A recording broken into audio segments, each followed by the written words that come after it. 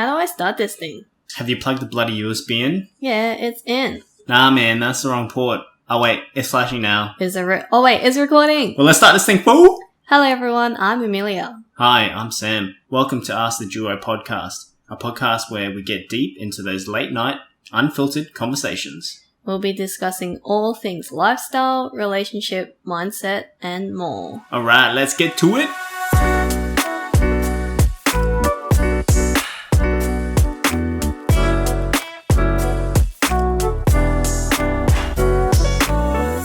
Yo! What's up, what's up?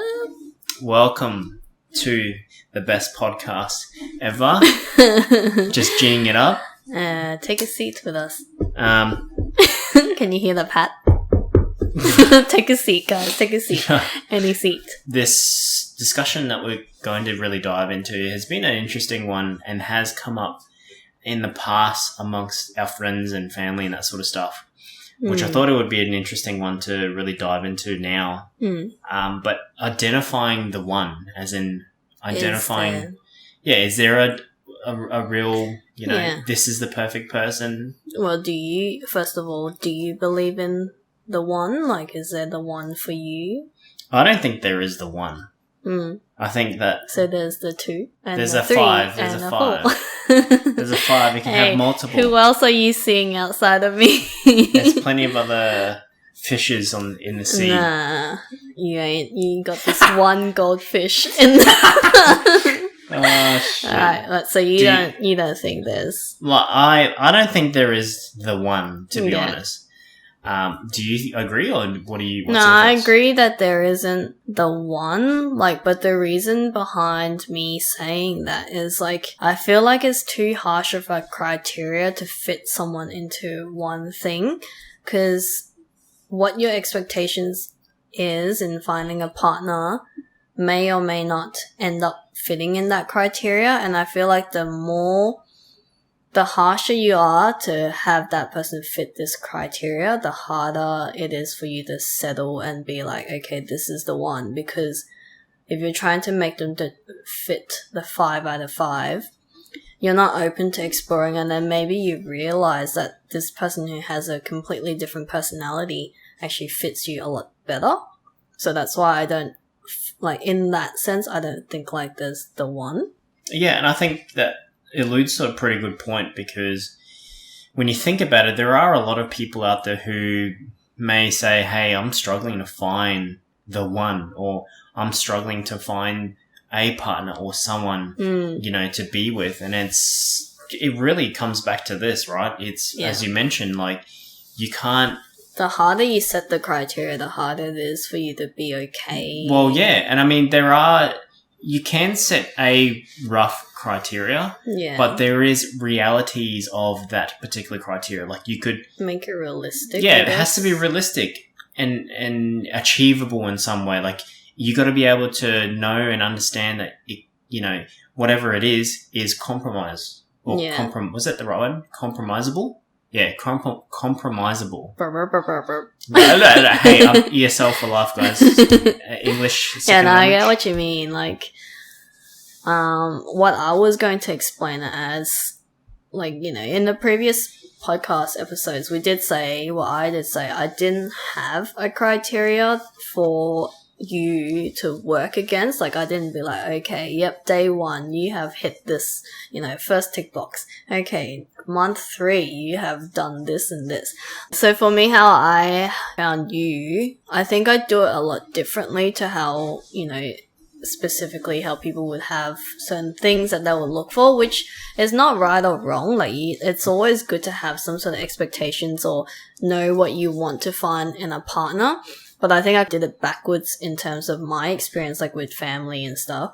I saw the red flags, arguments were always a big thing, yelling at each other because they didn't agree with something. Those things, I'm I don't want these. So because you never yelled at me, you never, confronted me with aggression and that kind of thing, I'm okay, so this guy doesn't do these things, so you don't ever reach the red flag.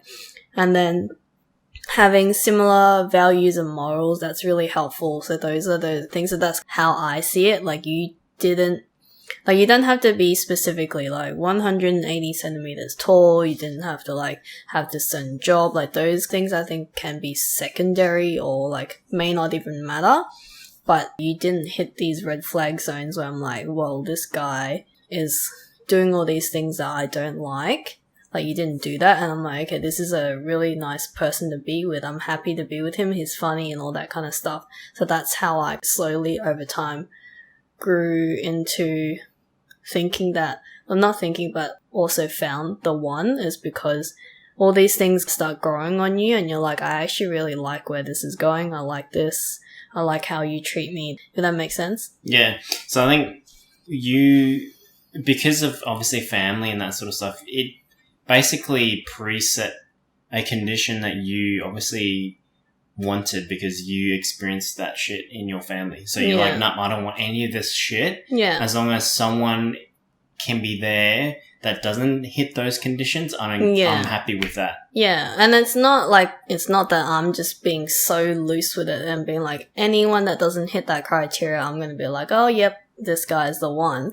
Like, obviously there's other things that grow over time that, like, you know, if we have the same humor, if we like doing the same hobbies, like those things, but they're not my set criteria where like, oh, they're just preferences. Yeah, I'm not like, oh, if I like gym and you don't like going to gym, nah, he can't be the one. It's like being a bit flexible with what's on that list. Yeah, compromising what's on that list, right? Yeah. So you went into this knowing that, you know, it's not a yes or no, or it's a make it or break it sort of thing. It's like, well, I can work with it. If it's something that I may not agree with, that's not bad.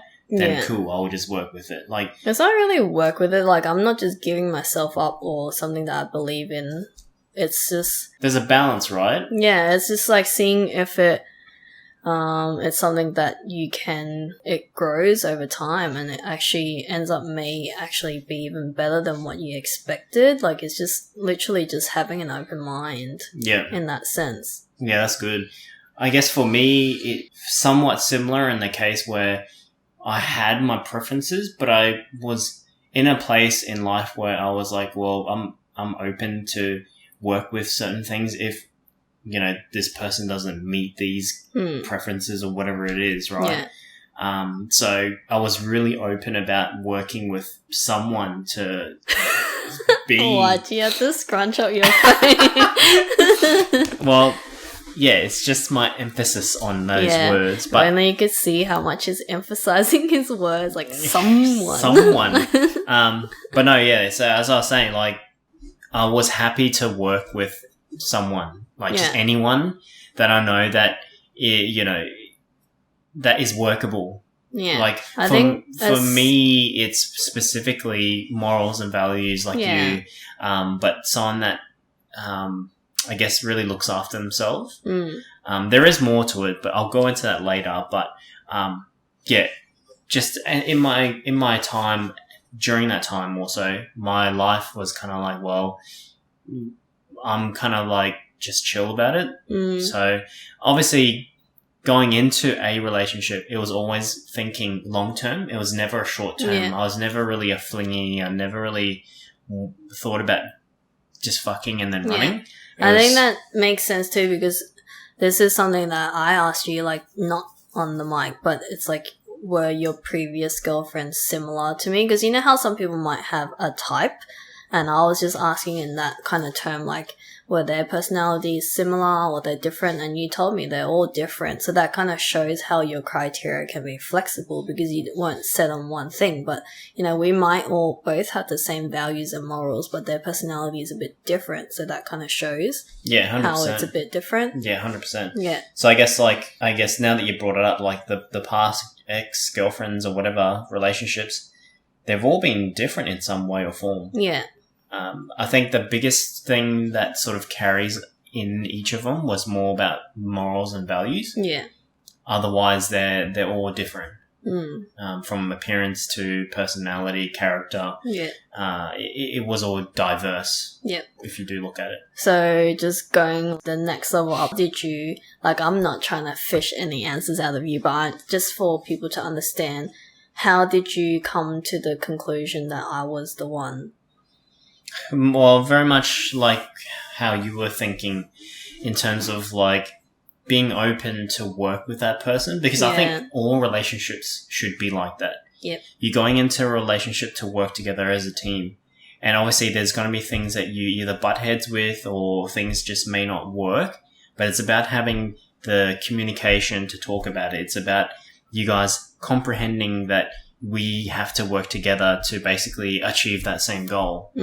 That's the whole point of a relationship in my eyes. Yeah. It's you both work to the same common goal, whether it's by communicating, whether it's by learning through just shit, whether it's, you know what I mean? Like, that's the whole point. It's the journey. Yeah, I think it's being able to be a team player too. Like, obviously you're growing individually, but how you're growing together also really matters. And I think what I said in the past was more when challenges happen, like, you see a relationship and you're like, oh, it's like the most, cute thing. Everyone's coupled together. It's like kisses and hugs and stuff like that.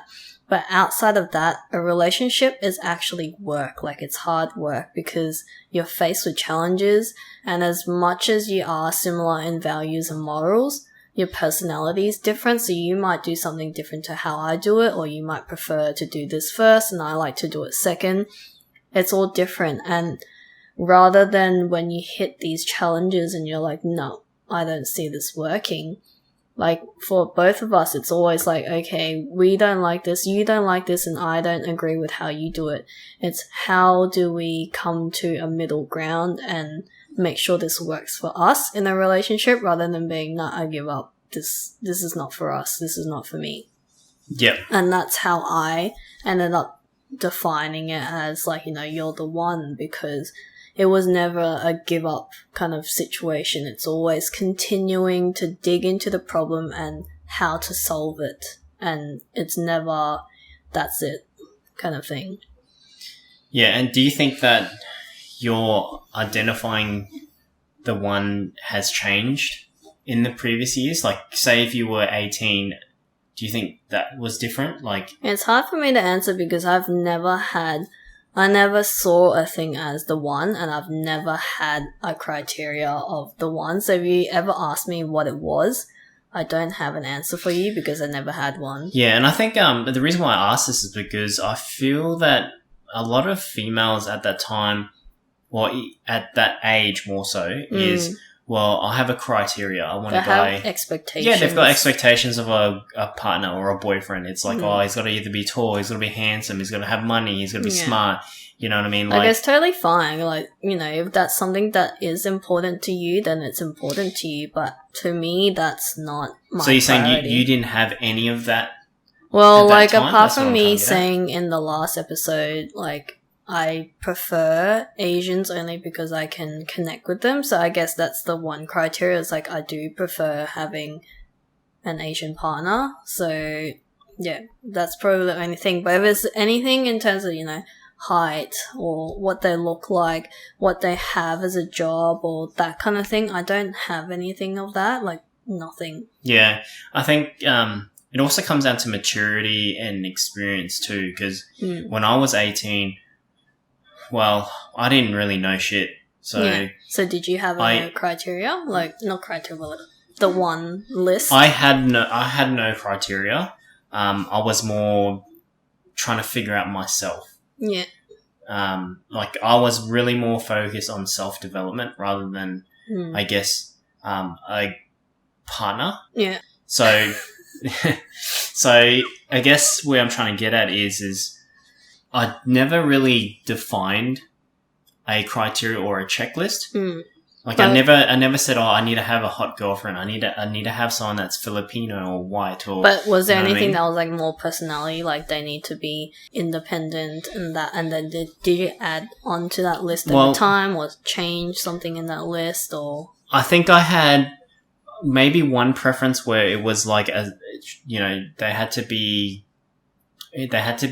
independent in some way. And I think that was it.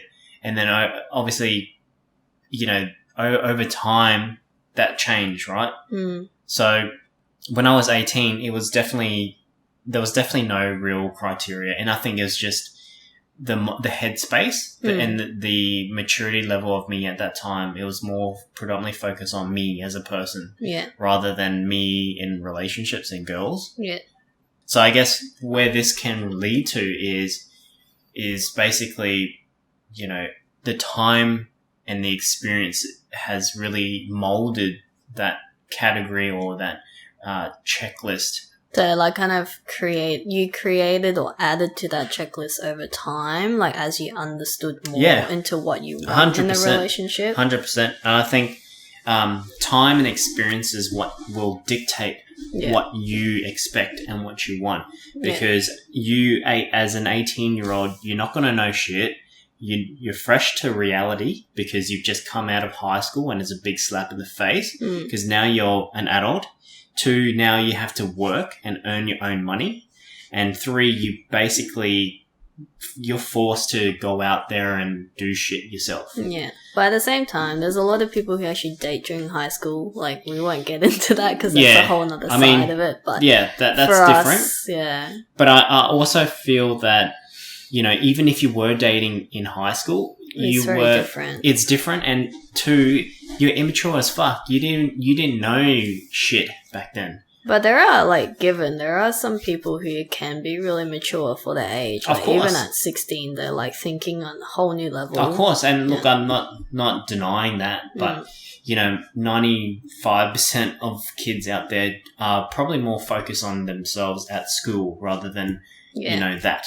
And they've only really experienced, 16 years of their life as opposed to, you know, people who've gone through 25 years of different things, knowing different people, going through different relationships. So I guess where I was trying to go at was, as you progress in life and as you experience things, as in multiple relationships, you date here and there, or even if you don't even do that, maybe if you just working experience will help you understand, 1, who you are as a person, and 2, your expectations in life.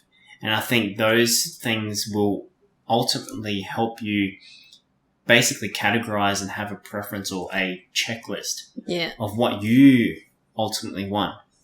I think that that those two combined, will set the boundaries or whatever the balance or I can't even talk about. And I think don't be so set on those, whatever lands on that checklist. Don't be so set on that needs to be the answer to your finding the one.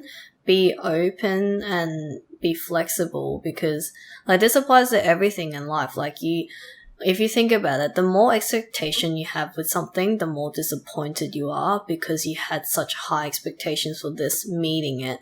But if you're flexible, say, like, you know, let's meet at 10 o'clock.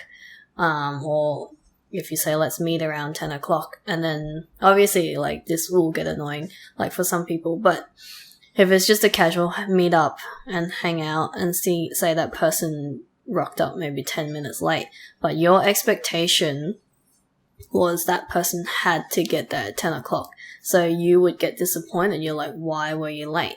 But if you're okay and being flexible for, 10, 15 minutes for that person to get there, maybe they couldn't find parking, whatever, you're not as disappointed. If that makes sense? Yeah, so I mean, fashionably late is always the way to go, but, I get it. You know, if you're setting a precedent and the other person doesn't obviously oblige, then... Well, it's not obliged. It just doesn't meet those expectations. Then it's probably, you know... And it doesn't even have to be people. Like, if you expected this of yourself and you didn't meet that within the time frame, you get disappointed, right? Like, say, I wanted to... It's not even... I wouldn't even put it in a time perspective. It's more like... I'm just giving an example. Yeah. But I guess you could probably put it like in a personality or a character thing. Like, you as an individual, you will always grow and people always change over time. So putting that in or applying that into a relationship, people always change. So if you're in a partner, like if you're dating someone or you're just freshly seeing someone, you guys are basically, 1, learning each other's conditions and personalities and character, but 2, you guys will basically mold to each other. So what you were saying is being open to compromise and work with the other person, because, Yeah. you know, one thing may be a killer, but it won't be a full deal killer. Because Actually, I think I have a good example. So say, for example, we just started dating and I really like receiving flowers. I don't actually, but I'm just saying, give an example. I really like receiving flowers, but you're not a flower person, or you like to show love in different ways. And I hold you to that expectation that you're meant to give me flowers, but one, I didn't voice it because I thought it's like the norm of, you know, a guy giving me flowers, like maybe to show that you care.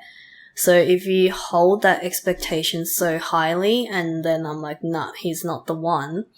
But did you look into other things that maybe do you like to pick me up all the time? Maybe buy me lunch, like without me asking. Like you showed these in different ways.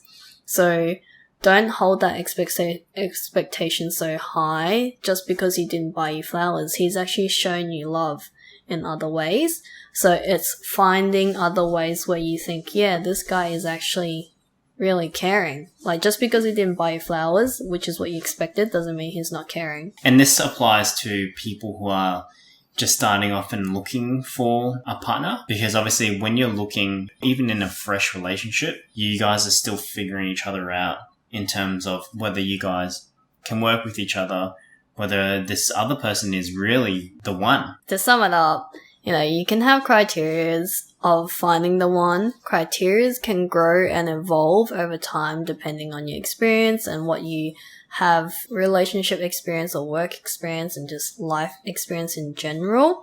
But, you know, don't hold yourself so high and have such a high expectation and have that criteria or that checklist be the one that defines if this person is the one. And I think I wanted to just quickly note that, somewhat a separate topic, but in order for you to identify the one, you need to work on yourself. Yourself is the most important thing, because unless you work on yourself and define your own self as you as an individual, that's when you can really set the standards of what your partner would be. Yep. And I think that's really important, because there are a lot of people out there who don't work on themselves, who don't know who they are as a person. You know, they're sort of in that zone where they're like, oh, I don't even know what I want in my own life. And they're sort of just forcing themselves. Yeah, but if they're not happy with themselves either, no matter how hard you seek happiness externally, you're never going to be happy. Correct. And that's why it's really important that you look after yourself before you even sort of define this person is the right person, or this one is the right, or whatever it is. Yeah, I agree. Thank you so much if you have reached to the end. We really appreciate you for tuning in.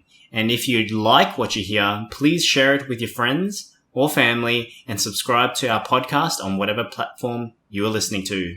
Make sure you share any topics you'd like us to cover or questions you might have to our Instagram. Slide it into our DMs. Pika. You can also stay in the loop of all the behind the scenes and the release of our new episodes there too. Our Instagram is Ask the Duo Podcast. That's AskTheDuo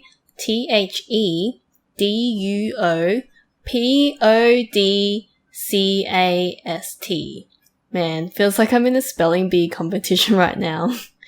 Alright, that's it for now, and we'll see you back here for our next episode. Bye! See ya!